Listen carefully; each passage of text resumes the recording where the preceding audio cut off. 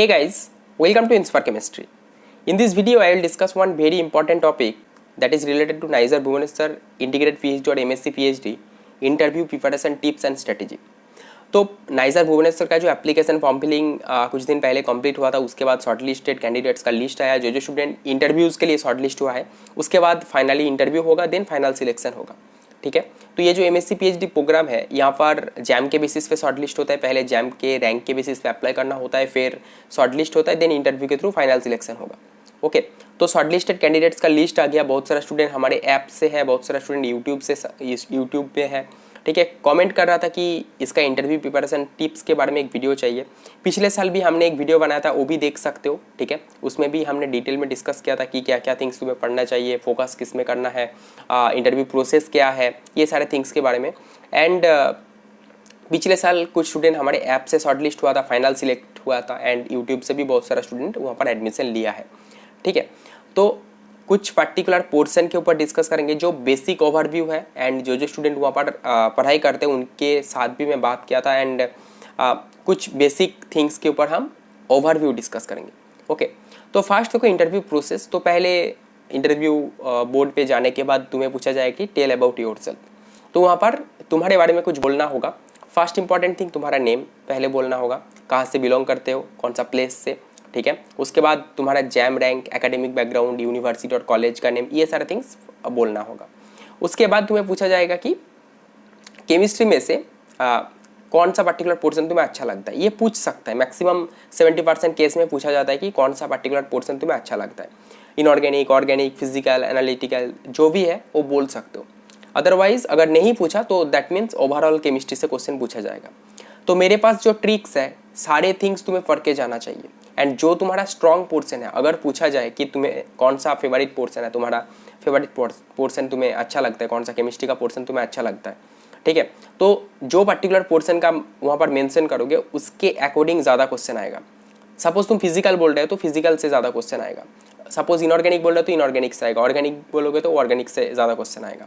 ठीक है, तो प्रिपरेशन करने के लिए सारे केमिस्ट्री, तुम्हारा जो बेसिक केमिस्ट्री है, इनऑर्गेनिक, ऑर्गेनिक, फिजिकल, एनालिटिकल, सबका बेसिक्स तुम्हें अच्छे से क्लियर होना चाहिए। तो इसके लिए अच्छे से पढ़ाई करो। जो लास्ट मंथ है, जून का लास्ट में इंटरव्यू का डेट दिया है, तो दैट मीन्स मान सकते हो कि 1 मंथ के आसपास है। तो ये जो 1 मंथ है इंटरव्यू प्रिपरेशन करने के लिए बहुत सफिशियंट टाइम है। ठीक है, तो मेन जो इंपॉर्टेंट थिंग, अगर तुम्हें पूछा जाए कि तुम्हें केमिस्ट्री का कौन सा पोर्शन अच्छा लगता है, तो जो पोर्शन पहले से तुम प्रिपेयर करके जा रहे हो उस पर्टिकुलर पोर्शन को मेंशन कर सकते हो। अदरवाइज बोल देना कि ऐसे कुछ स्पेशलाइजेशन नहीं है, मुझे ओवरऑल केमिस्ट्री अच्छा लगता है। ठीक है, तो ओवरऑल केमिस्ट्री से क्वेश्चन पूछा जाएगा। अगर नहीं पूछा कुछ केमिस्ट्री के बारे में कौन सा पोर्शन अच्छा लगता है, तो ओवरऑल केमिस्ट्री से सारे जो प्रोफेसर्स रहेगा क्वेश्चन पूछेगा। ऐसे नहीं कि तुम्हें जो स्पेशलाइजेशन पूछ लिया या फिर तुम्हें कौन सा अच्छा लगता है उसके बेसिस पे ही सारे क्वेश्चन होगा। जो तुम्हें अच्छा नहीं लगता उससे भी क्वेश्चन आएगा कुछ।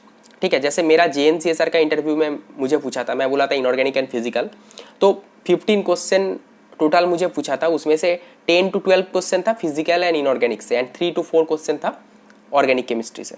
ठीक है, तो मेरा जो सिलेक्शन डिपेंड किया था इनऑर्गेनिक एंड फिजिकल का जो परफॉर्मेंस उसके ऊपर। ठीक है, ऑर्गेनिक का 2-3 क्वेश्चन मुझे भी कन्फर्म नहीं था कि मैं आंसर सही दिया था या फिर गलत दिया था। तो जो स्ट्रॉन्ग पोर्शन बोलोगे उसके अकॉर्डिंग तुम्हारा सिलेक्शन भी डिपेंड करता है कुछ।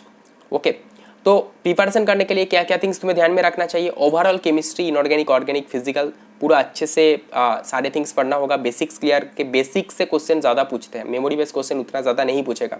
एंड क्वेश्चन का सपोज आंसर तुम नहीं दे पा रहे हो तो तुम्हें हिंट्स दिया जाएगा कि इसको ऐसे तुम आंसर कर सकते हो। तो ये सारे थिंग्स तुम यूज़ करके अप्लाई कर सकते हो। ओके, उसके बाद जो इंपॉर्टेंट थिंग है, कुछ पर्टिकुलर पोर्शन, जैसे एक टॉपिक से क्वेश्चन पूछा, उस टॉपिक रिलेटेड सारे थिंग्स तुम्हें याद नहीं है, लेकिन तुम अप्रोच अगर सही दिखाया, पर्टिकुलर एक क्वेश्चन पूछा ऑर्गेनोमेटालिक से, तो एग्जैक्ट आंसर तुम्हें पता नहीं है लेकिन तुम अप्रोच सही दिखा रहे हो, तो फिर पॉजिटिव रिस्पॉन्स है। ठीक है, तो ऐसे सपोज 2 स्टूडेंट इंटरव्यू देने गया है, 5 क्वेश्चन पूछा दोनों को, 5 क्वेश्चन में से एक स्टूडेंट ने 2 सही दिया एंड 3 गलत दिया, और एक जो सेकेंड स्टूडेंट है सपोज वो एक क्वेश्चन का आंसर सही दिया और 2-3 क्वेश्चन का अप्रोच सही दिखाया, मतलब करेक्ट आंसर नहीं दिया लेकिन अप्रोच सही दिखाया, तो सेकेंड वाला स्टूडेंट का सिलेक्शन का जो पॉसिबिलिटी ज़्यादा होगा क्योंकि उसने अप्रोच सही दिखाया। तो क्वेश्चन का आंसर अगर पता नहीं है तो उसका रिलेटेड जो थिंग्स तुम्हें आता है वो सारे थिंग्स तुम एक्सप्लेन कर सकते हो। ठीक है, तो केमिस्ट्री स्टूडेंट्स के लिए कुछ इंपॉर्टेंट चैप्टर्स के बारे में मैं डिस्कस कर देता हूँ जो इंटरव्यू में मैक्सिमम केस में पूछा जाता है। फर्स्ट, इनऑर्गेनिक रिलेटेड अगर कोई स्पेशलाइजेशन बोल रहा है कि मुझे इनऑर्गेनिक अच्छा लगता है तो केमिकल बॉन्डिंग बहुत अच्छे से पढ़ना होगा, जहाँ से मॉलिकुलर स्ट्रक्चर, ठीक है, MO diagram, VSEPR theory, hybridisation theory, ये सारे थिंग्स। सेकेंड जो इंपॉर्टेंट चैप्टर है organometallics chemistry and coordination chemistry.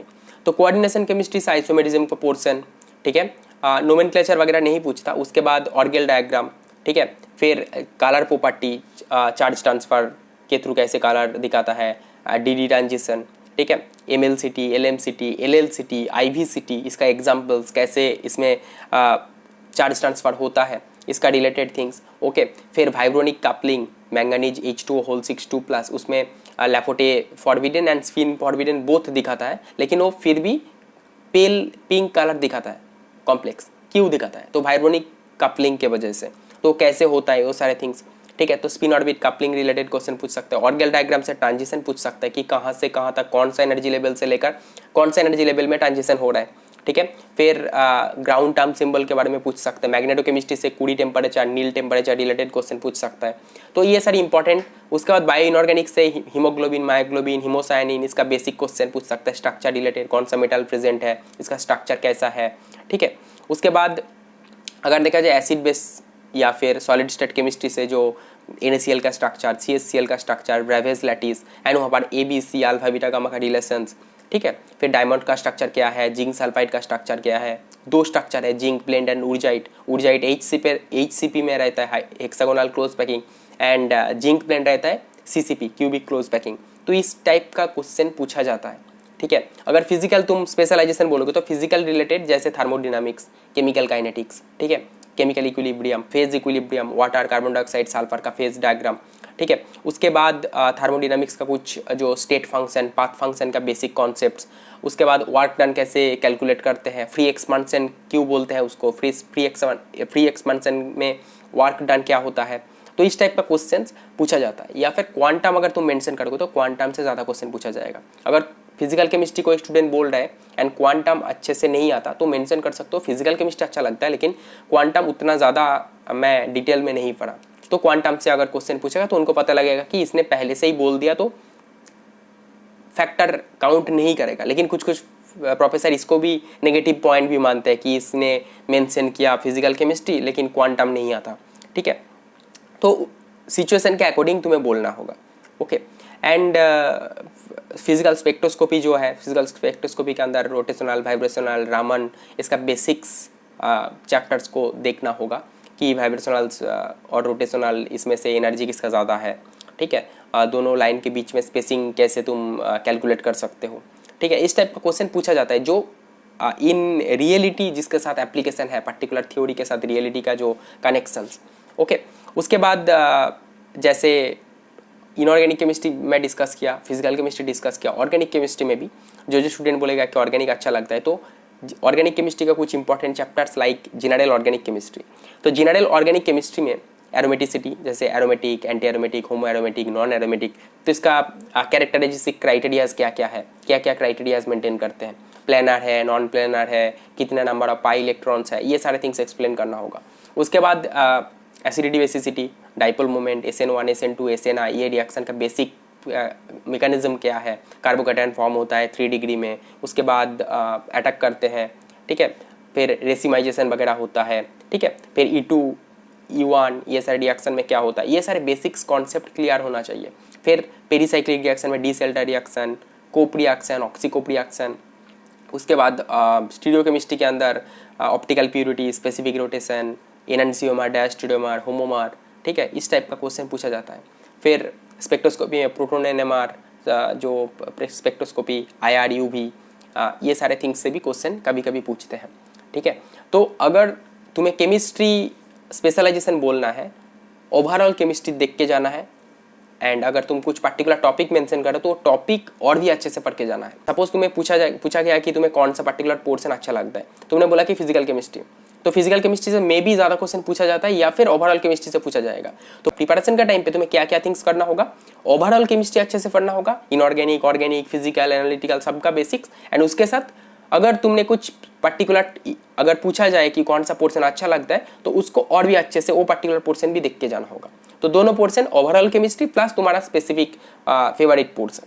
Okay, अगर नहीं मेंशन करना चाहते हो तो ओवरऑल केमिस्ट्री से क्वेश्चन पूछा जाएगा। अगर किसी ने कुछ इंटर्नशिप वगैरह किया बीएससी में, वो अगर मेंशन करना चाहते हो तो अगर मेंशन कर रहे हो तो उसका रिलेटेड नॉलेज भी होना चाहिए। अगर नॉलेज नहीं है, अच्छे से प्रिपरेशन करके नहीं आया इंटर्नशिप का टॉपिक रिलेटेड, तो फिर मेंशन मत करो, ठीक है। तो ये कुछ इंपॉर्टेंट डिटेल्स। तो पहले तुम्हें खुद के बारे में बोलना होगा, इंट्रोडक्शन, फिर तुम्हें कुछ क्वेश्चन पूछा जाएगा, फेवरेट पोर्शन के बारे में पूछा जाएगा, देन उसके अकॉर्डिंग इंटरव्यू होगा, ठीक है। अगर अप्रोच सही रहा तो फिर सिलेक्शन हो जाएगा। JNCSR में मैं ये सारे थिंग्स फॉलो करके गया था, मेरा हुआ था।